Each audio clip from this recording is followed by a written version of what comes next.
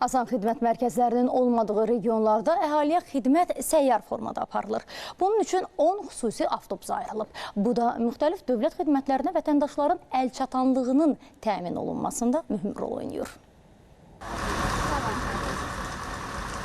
Səyyar Asan xidmət avtobusu bu dəfə Zaqatala rayonundadır. Vətəndaşlar rayonun Nizami Gəncəvi küçəsi 10 ünvanına gələrək müxtəlif dövlət xidmətlərindən yararlana bilərlər.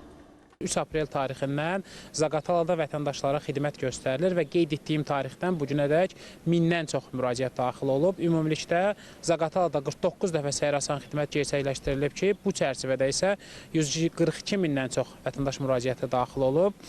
Torpaq münasibətlərinin tənzimlənməsi ilə bağlı bu günə qədər 45 mindən çox müraciət daxil olub.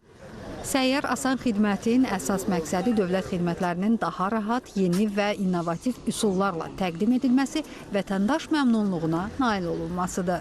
Mən gəlmişəm torpağın kupkasını almaq. Çox sağ olsunlar ki, Allah razı olsun. Yəni avtobusda rahat xidmətdir. Heç bir çətinlik olmadan, problem olmadan gəlib sənədlərimizi ala bilirik. Ayrıca olası olsa, ora qaç, bura qaç, oradan sənəd, buradan sənəd, ancaq buradan çox rahatdır. Arxayan gəlib öz işimizi tezbaza görüb gedə bilirik. Mələkənə getməli olmuruq. Zaqatalada başqa asan xidmət yoxdur. Bu avtobusdan da çox razıyıq. Vaxtında həll olunur, hər şey yaxşı olur, tez olur. 2013-cü ildən həyata keçirilən Səyyar Asan xidmətə ölkə üzrə ümumilikdə 3 milyondan çox, bu il ərzində isə 40 mindən çox vətəndaş müraciət edib.